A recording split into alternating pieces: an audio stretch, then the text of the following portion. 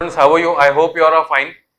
In yesterday's session, we have discussed about the osteocytes, okay, that is the bony fishes, and I have also told the students to give me the comparison between the cartilaginous fish as well as the bony fish. Very less students has been submitted their assignment, okay. Many students have to submit their assignment to submit it soon, okay. Now, today in this session, we are going to discuss about the other classes, okay. So, we are going to discuss from the other super class, that is super class Tetrapoda, okay. Under super class Tetrapoda, what we are going to discuss is, we are going to discuss about the amphibians. Means we have four different classes again: amphibians, reptiles, then aves and mammals, okay. So, here we are going to discuss about the amphibians, okay. So, what these amphibians are, what are their general characteristic feature, what type of living organisms are found in these amphibians, okay, and few examples of the amphibians, okay. All this information that we are going to study today. So, we will start with the super class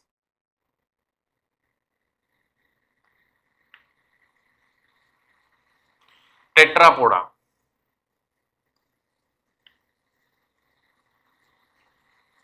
Okay. So, the word itself indicates Tetrapoda means what? See, the animal which bear the two pairs of limbs or the four pairs of limb, you can say, okay. So, four pair instances we can or the four legged animals. Tetra means four and poda means legs. So, here are the appendages. So, the animal which have four limbs for the locomotion, they are referred as tetrapoda, okay. So, the next under class super class Tetrapoda, we are supposed to study the four different classes, okay. It includes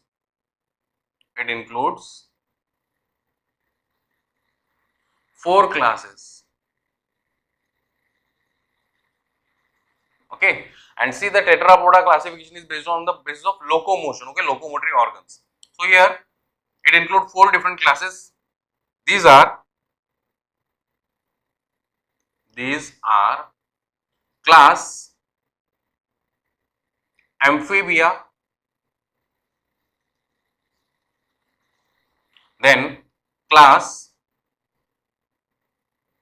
Reptilia, then class Aves, then class Mammalia, okay. So, these are the four different classes which are included under the super class Tetrapoda, okay. So, under class Amphibia, we will be discussing some animals which are having the adaptation on that means they can survive in water as well as on the land, okay. Such a adaptation can be seen. Then next we will discuss about the class Reptilia, the animal which shows the crawling movement or the creeping movement, okay, or their body has been attached to the surface of the land. The next Aves, which is related to the birds, and Mammalia, which is related to the mammals, okay. So, that we are going to discuss here. Now, let us start with the first, that is the class number 1, okay, that is class Amphibia, okay, class Amphibia, okay. In general, when we talk about different classes, see, first two classes we have discussed, that is class Chondrichthyes and the class Osteichthyes, right. So, here class Chondrichthyes, Osteichthyes are the first two classes, then it will be the third actually according to that serial. But here, as we are studying under the separate super class, that is class super class Tetrapoda, so this will be the first, okay, that is having the means four legs, okay. So, amphi, here the word itself indicates amphi means both, okay, and bia means the habitat. So, here the animals which are found in both the types of habitat, okay, that is they are found in the water as well as on land, okay. So, here we can write animals that can live in water and on land, okay, are supposed to be called as the amphibians. Okay, are supposed to be called as the amphibians. Now let's see the general characteristic features. Okay, so we'll see the general characteristic feature of this. Now we'll start with the habitat. So basically habitat, as we have discussed, they are found in the water as well as on land. Okay, so they are called as the amphibian. Okay, but some are terrestrial, some are terrestrial like toad.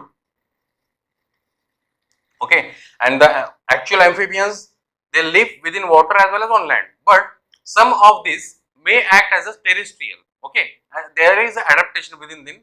Then we'll discuss about it when we'll discuss all the characteristic features. Okay, then some are arboreal. What do you mean by arboreal? That means they are found at certain height. Okay, so some of the frogs, they are found at certain height from the land surface. Okay, so such frogs, they are also referred as the tree frogs. Tree frogs. Okay, commonly called hyla. Okay, so these are the arboreal. That means they are found at certain height. The next, another type, that is, here we have discussed the habitat. Okay, then another part is the, see, now as I am discussing the various characteristic feature here. Okay, so the general characters will be similar to that of the vertebrates. Okay, we have discussed in the vertebrate, right? So in vertebrate we have certain classes. So general characteristics of vertebrates will be there, and the specific characteristics of these what we say class amphibia, that we are going to discuss here. So let's start with the digestive system. Digestive system. Okay, so digestive system. Okay, as far as digestive system is concerned, they have the complete digestive system, you can say. Okay, and they are carnivores. They are carnivores, and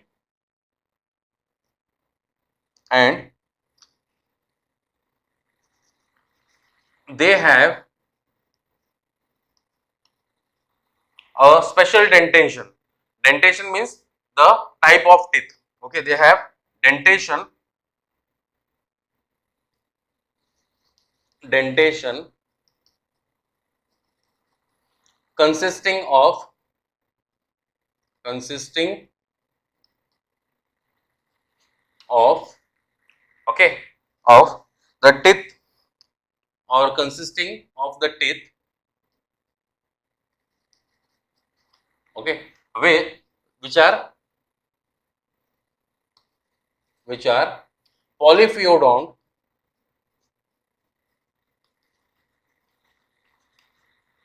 Polyphyodont means those types of teeth which can regenerate once again, okay, or many times when they are falling off. So that is the ability is called polyphyodont, or the property is called polyphyodont. Then they are acrodont. Okay, acrodont means the arrangement of the tooth within the tooth socket, it is superficially seen. Okay, that is, they can be easily broken. The next, they are homodont. Homodont means all the teeth are having the same shape. Okay, so that is homodont. The next, another character of the digestive system is the tongue. Okay, we can number here 1. This will be the 2. Tongue is anteriorly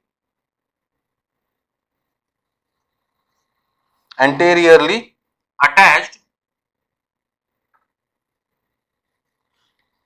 and posteriorly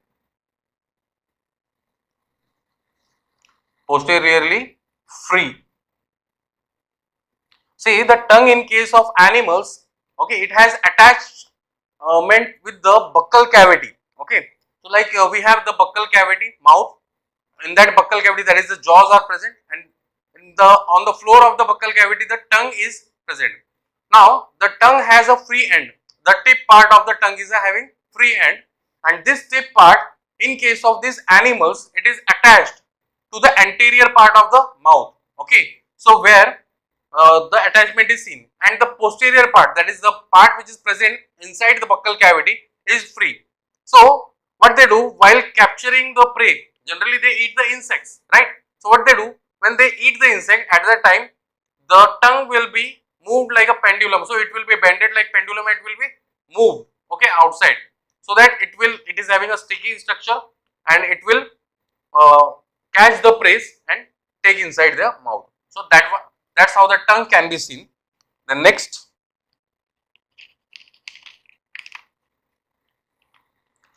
the digestive system,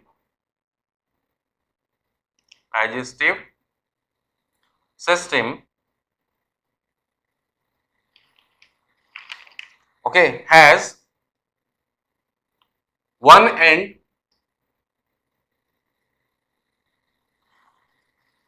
okay, or has mouth at one end, and other end there is cloaca. Again the term cloaca we are seeing here. So cloaca means what? It is the common aperture for digestive system, that is means the excretory material will be released from that, as well as the reproductive gametes will be also released by the same opening. So that is the cloaca, okay, which is seen in case of the frogs, or the generally in case of the amphibians. Okay, the next that we are going to discuss is the respiratory system.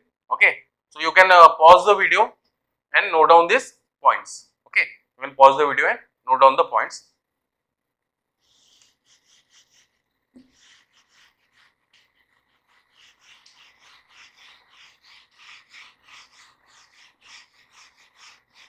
Okay, now we'll move to the next type of system, that is called respiratory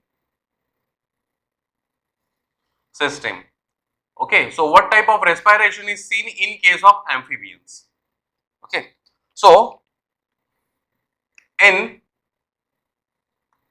young amphibians, okay, or in young amphibians,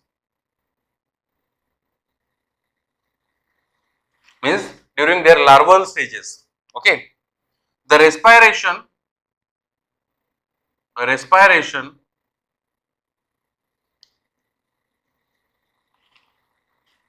is through gills. Okay, so if we talk about the larval stages of the frog, like they are having the tadpole larva. Okay, so this tadpole larva, that is found in the water itself, right? So they are adapted to live underwater in the younger stages. So they consist of the gills, and the respiration can be of a branchial type of respiration, okay, which is through the gills. You can write the example tadpole larva. Okay, so that is the younger stage in case of amphibians such as frogs. The next, in case of adults, respiration can be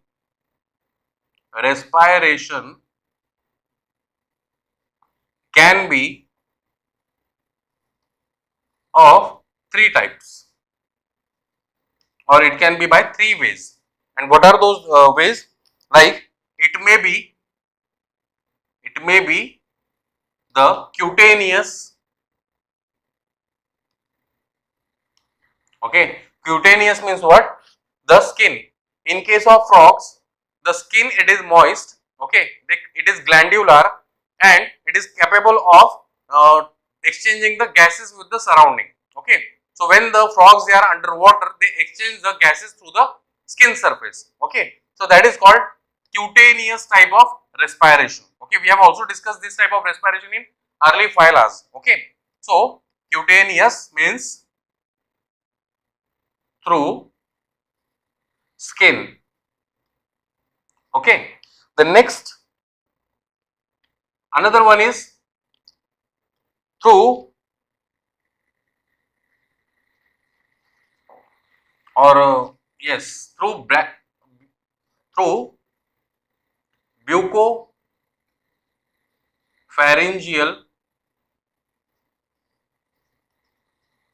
bucopharyngeal cavity. Okay, so it is the bucopharyngeal cavity which can be used as a respiratory organ. Okay, so when they are on the land, okay, or they are supposed to undergo the hibernating condition. So sometimes they are also found under the ground. Okay, why? Because they are unable to maintain their body temperature, that we are going to discuss again further. Okay, they are cold blooded animals. So according to surrounding, they have to change their habitat. Okay, so if extreme heat is there, they will undergo the water. Okay, if extreme cold is there, they will undergo the ground. So that means they are having the different types of activities. These are called hibernation and the estivation. Okay, so here through the bucopharyngeal cavity when they are hibernating or hibernation. So during hibernation, they perform the respiration by the bucopharyngeal cavity. Then third, they also have the lungs. So lungs, and the respiration through lungs is referred as the pulmonary respiration. Okay, so the respiration which is taking place by the lungs, and when it is taking place when the such animals they are on the land surface, so they respire by means of lungs, and such type of respiration is called pulmonary respiration. Okay, then skin consists of skin consists of consist of glandular cells.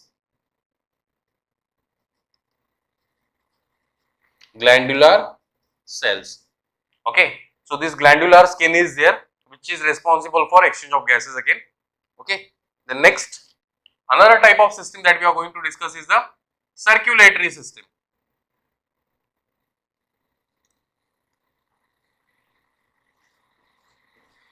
Circulatory system. Now what about circulatory system in case of amphibians? Okay, so amphibians have or they have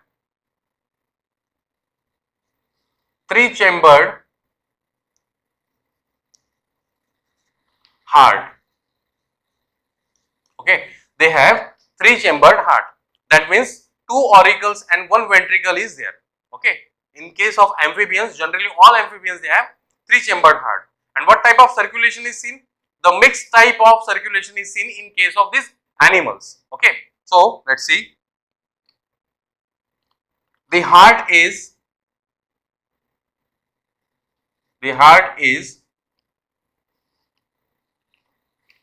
showing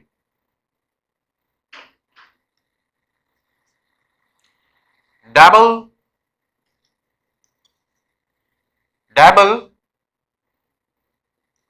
incomplete circulation. So why we are calling double incomplete circulation? Because when the circulation taking place, see in three chambered heart, there is no wall between the ventricles. Okay, so heart generally it consists of three chambers. Suppose these are the chambers of heart. Okay, these are the two auricles and a single ventricle is there. So the deoxygenated blood which is coming from the right auricle Okay, that is the deoxygenated blood will enter into the auricle. From auricle it will enter into the ventricle in this way, and the oxygenated blood which is entering from the left part of the auricle will also enter into the ventricle. So the blood which is oxygenated and the blood which is deoxygenated gets mixed over here. So what, this type of circulation in the amphibians or the three chambered heart is referred as the double incomplete circulation. We have also discussed this point when we were discussing about the general characteristic features. Okay, so let's move to the next point. The next you can write, that is, they show mixed circulation. They show mixed circulation. Okay, so they show mixed circulation. The next, the heart is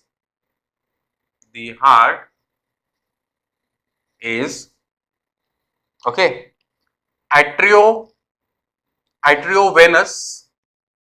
or sorry arteriovenous. Okay, what is meant by arteriovenous? When there is a mixed circulation seen in case of body, okay, and which is through the three chambered heart, such heart is referred as arteriovenous. Okay, the next, they have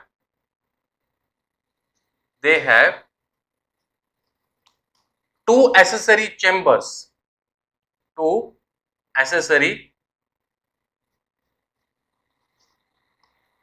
chambers.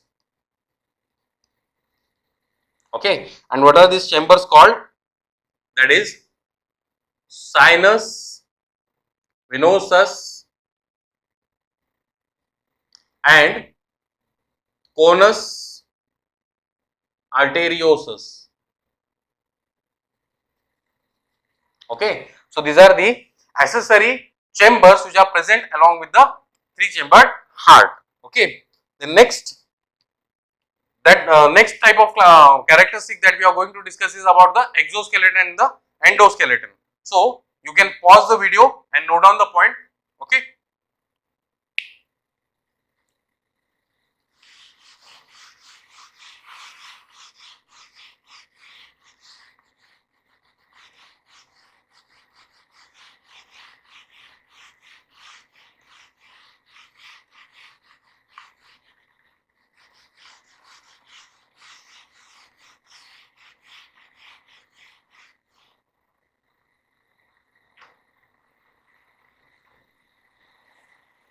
Okay, so next that we are going to discuss is the exoskeleton. Now, what type of exoskeleton is seen or what type of endoskeleton is seen in this class? Okay, so generally they don't have exoskeleton. Okay, so exoskeleton is completely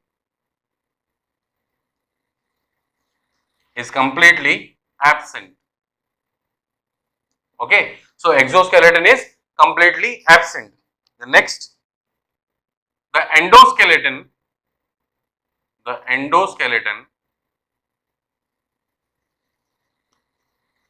is made up of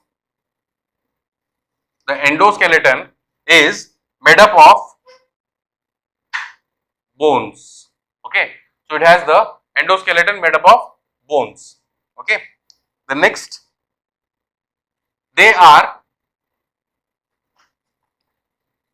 okay, or the skull is dicondylic.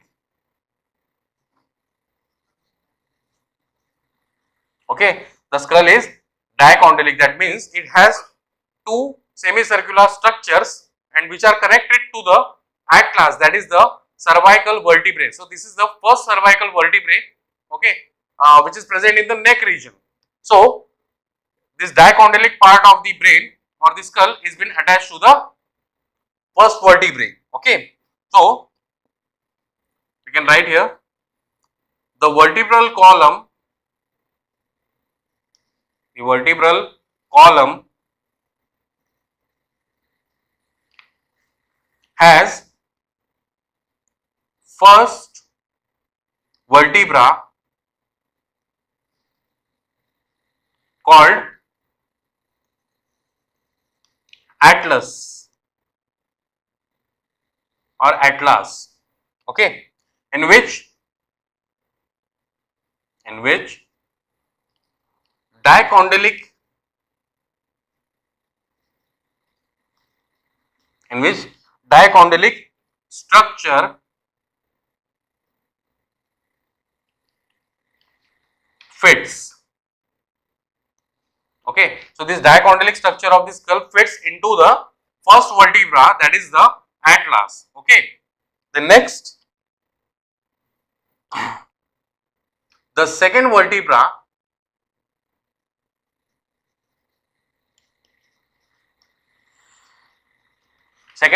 that means see, second vertebra, that is called the axis. Okay, atlas is present but the axis is absent. Okay, in case of these animals, as in the frogs or in case of amphibians, there is absence of the neck region. Okay, so the vertebrae or the vertebral column will be present but the second vertebra, which is called axis, okay, axis is responsible for moving the neck, so they don't have this axis part. Second vertebra in neck region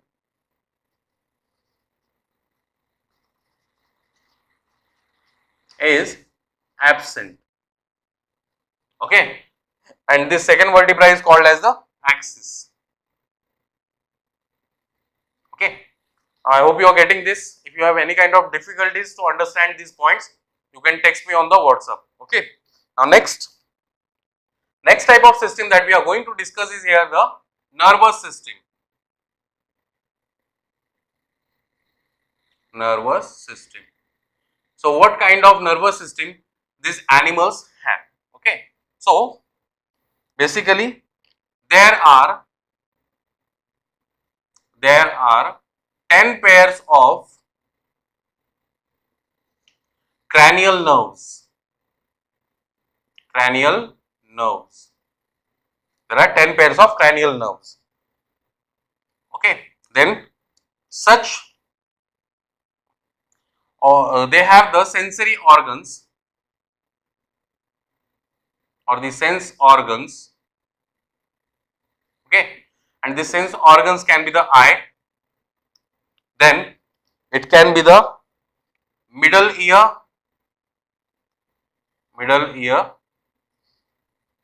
and inner ear. Okay, so middle ear consists of a single ossicle. In case of higher vertebrates, they have the 3 different ossicles, as they have the means ossicle is a small bone. Okay, so which is present in the semicircular canal of the ear. So here, as it has a single ossicle, so it has a single canal within it. Okay, so which is present in the middle region or the middle ear. Okay, it has only one ossicle. It has only one ossicle. Okay, and that is called stapes. Okay, that is called stapes. So this is about the nervous system. Now next we are going to discuss about the examples, okay, or the reproductive system of this under these animals. Okay, so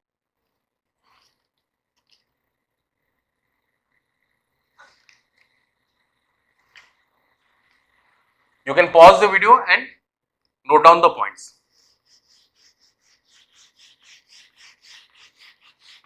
So next we are going to discuss about the other systems, okay, under this amphibia, class amphibia, that is about the excretory system.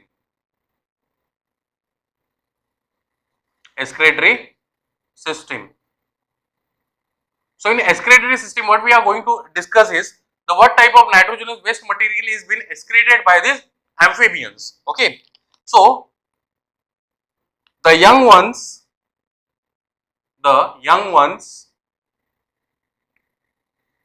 are, the young ones are ammonotelic. Okay, as I told you, the young ones or the tadpole larvae, they are found under the water. Okay, so they are aquatic. So whatever nitrogenous waste material is been eliminated by these organisms is in the form of ammonia. So what they are called as the ammonotelic. Okay, the next, the adults are ureotelic. As the adults, they can excrete their nitrogenous waste material outside the water body also. So that means they are ureotelic. Okay, and in case of youngsters or the young type of the amphibians or the larval amphibians, they are ammonotelic. Okay, the next, there is an exception, except the salamander.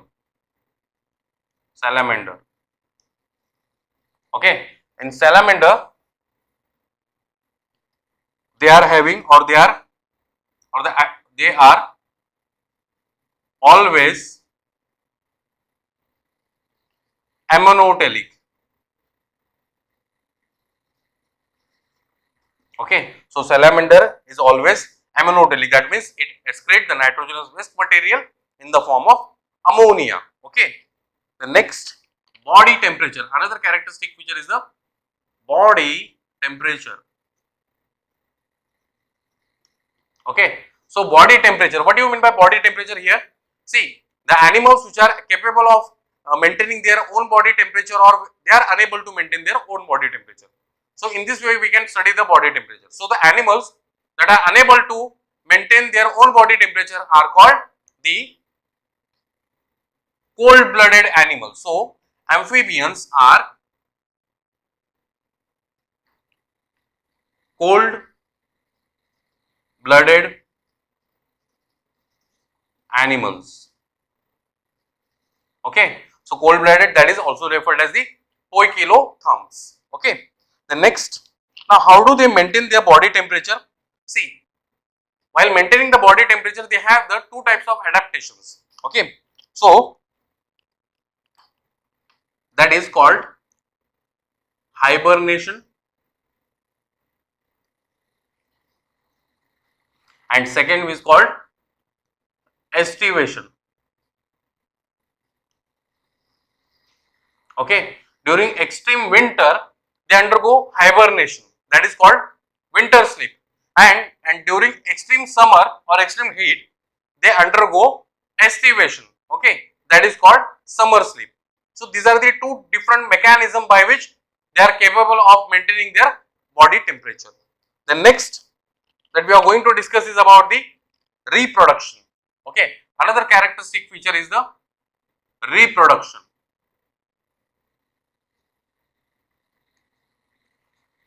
Okay, so these animals, they show sexual dimorphism.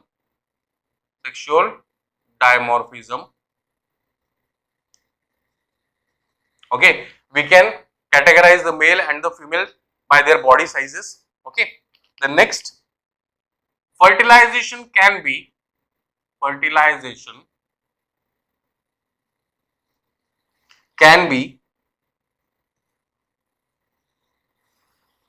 external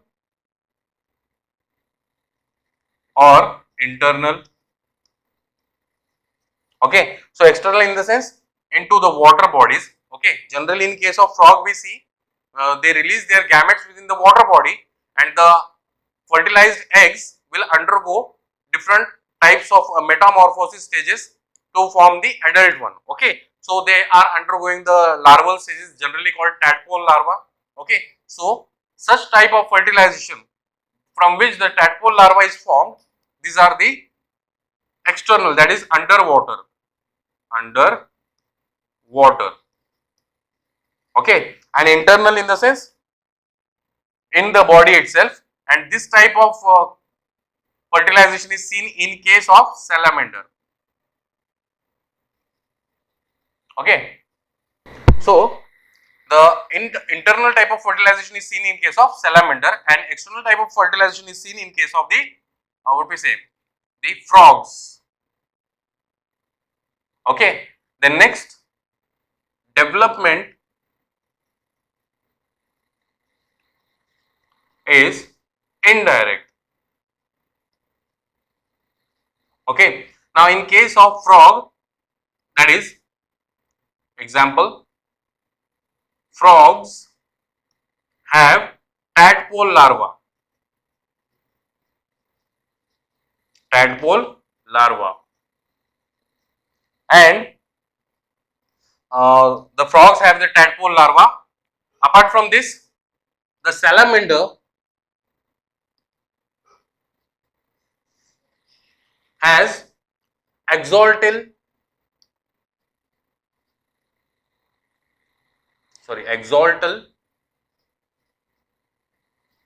larva. Okay, axolotl larva.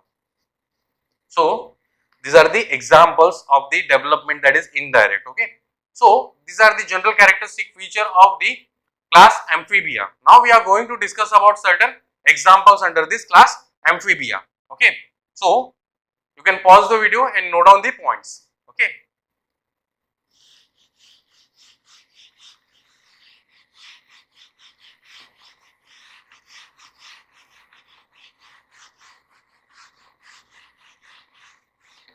We will see certain examples and note down their important characteristic features. Okay. So the first example that we are going to discuss is the examples. So first example is the Rana tigrina. Rana tigrina. Rana tigrina is the scientific name of the frog, or which is also referred as the Indian frog. Indian frog. Okay. The scientific name of Indian frog is Rana tigrina. Okay. The next, let's see the characteristic feature of this Rana tigrina. The skin is moist. Okay, and glandular. Okay, the skin is moist and glandular. The next, they show sexual dimorphism. Sexual dimorphism. That is, male and female can be differentiated. The next, the males have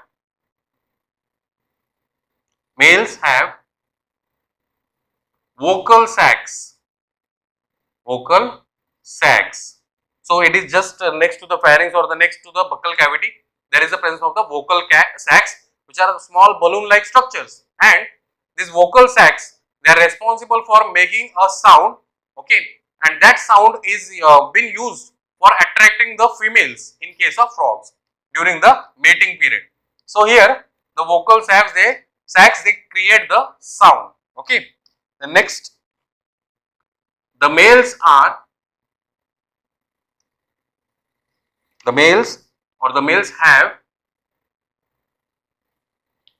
nuptial pads.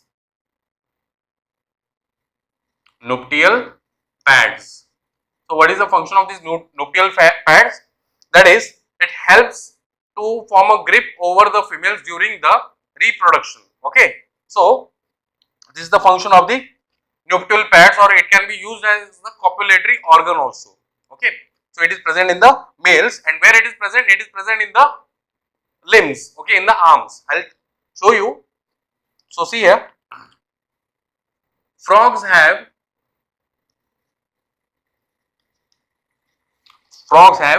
four limbs. Okay, of this, and which are having the two forelimbs.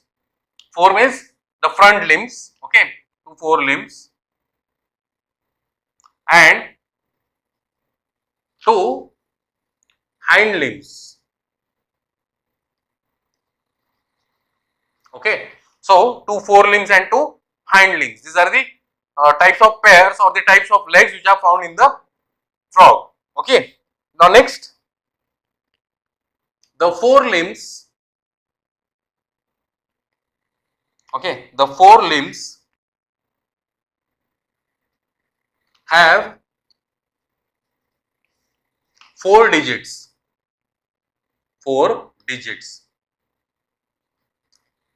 It's like that.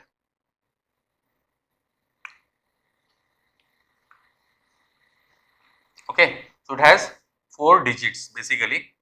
So these 4 digits can be the fingers of these animals. Okay, so in this way they have the 4 digits, and here there will be presence of the nuptial pads. Okay, these are the nuptial pads which are responsible for having a grip over the female body. Okay, so that is the nuptial pad. The next, the hind limbs. The hind limbs, okay, have 5 digits. Okay, and these 5 digits are webbed. Webbed in the sense what? The webs, I'll show you the webs, how they are formed. Suppose these are the hind limbs.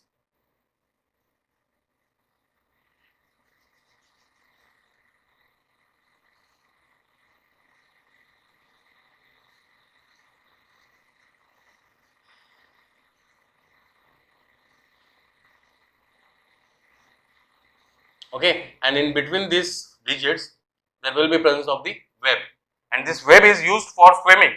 Okay, and it is absent in case of toads. It is only present in the frogs. Why? Because most of the frogs, they are having the actual amphibian. Okay, that means they are capable of surviving in the water as well as on the land. But in case of toads, such webs are absent as they are completely terrestrial. Okay, so these are the webs. Okay, webs. The next, they also show, they also show metachromosis. Metachromosis. Okay, metachromosis, that is colorful adaptation.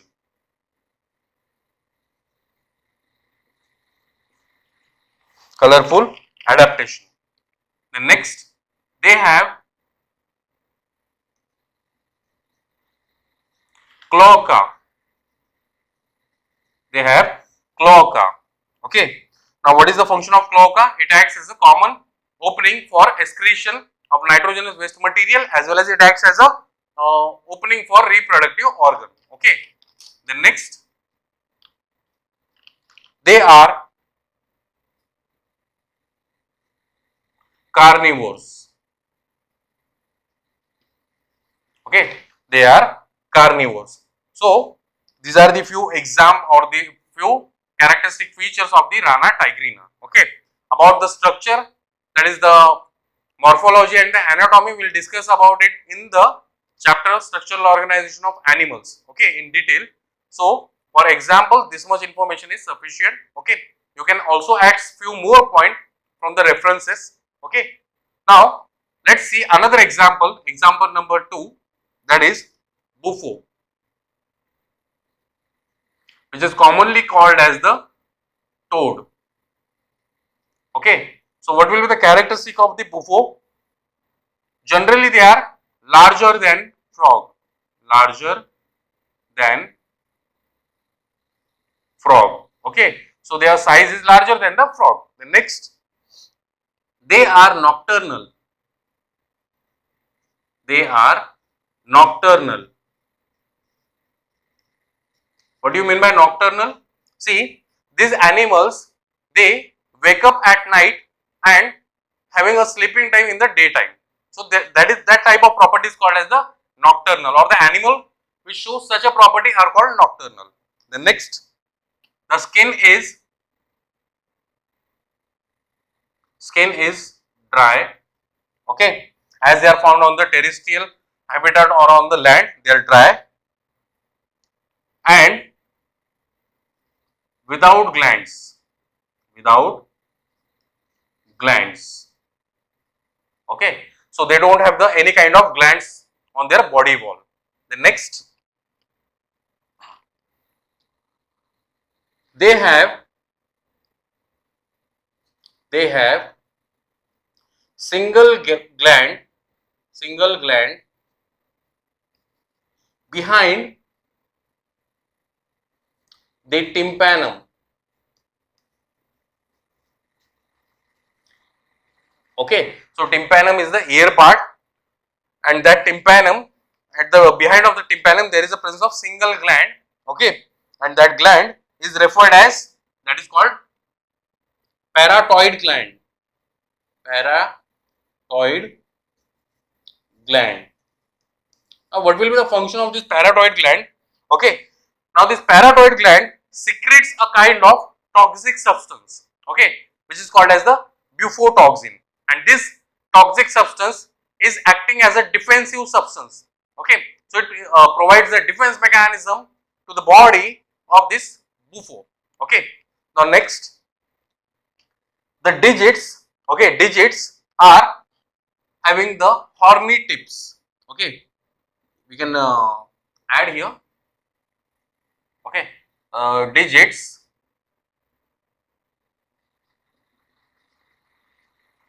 in bufo are having horny tips. Horny tips. That means pointed tips are there. Okay, so that is about the two examples, that is Rana tigrina and the bufo, which is commonly called as toad. Okay, now next example that we are going to discuss is the salamander. Okay, so let's see some few more examples. So you can pause the video and note down the points.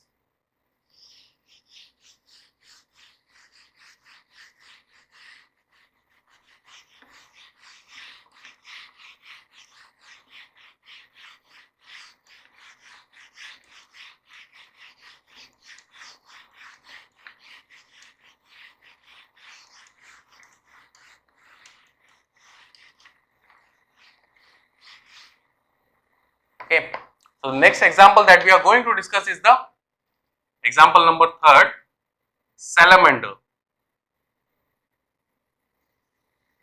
Okay, so in this we are going to discuss about the tiger salamander. Okay, so generally we see the tiger salamander.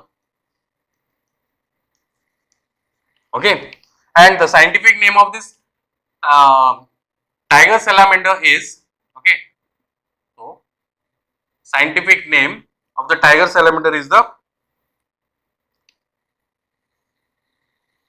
Ambiostoma. Okay, Ambiostoma. That is the scientific name of the tiger salamander. Then another, then they are ammonotelic.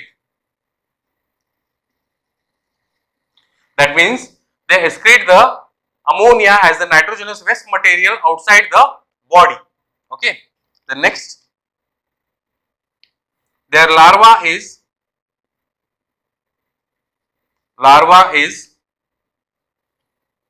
axolotl larva. Axolotl larva. Okay. So axolotl larva, there is a specific characteristic feature about this axolotl larva, that it has a higher regeneration capacity. Okay, if the limbs of these animals are cut down, then it can regenerate within few hours. Okay, so it is under the research right now. Okay, you can also Google this larva and you can get the more information about it. Okay, so their larva is axolotl larva, and it shows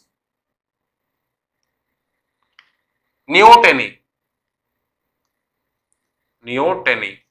okay, or which is also referred as the pedogenesis.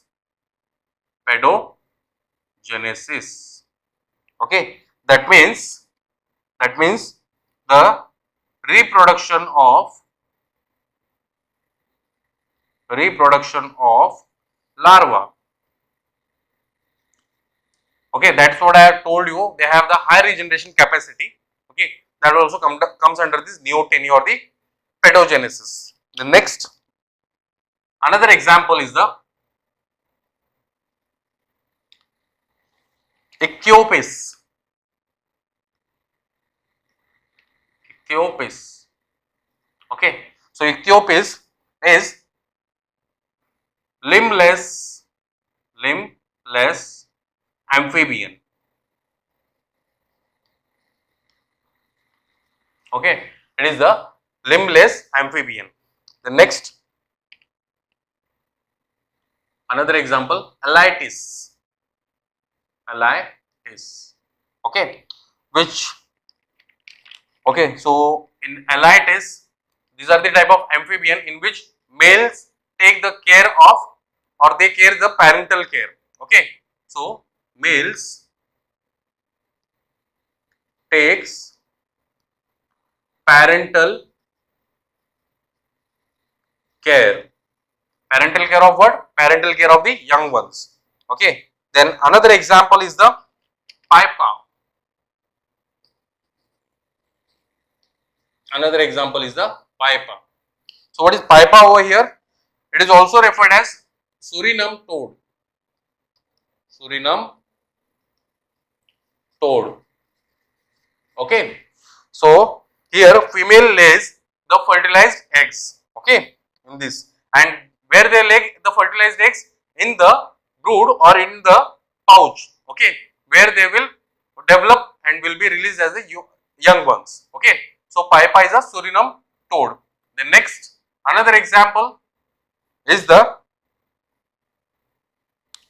mud puppy. Mud puppy. Okay, this is a type of amphibian again. So the adults have gills. Okay, so in this mud puppy, the adults are having the gills for the respiration. So students, this is the information about the amphibians and different examples. Okay, so revise this all the points. Okay, twice when after completion of the notes, and let me know the doubts. Okay, so when the practice sheet is been provided to you, it will be easier for you to solve the questions. Okay, so thank you.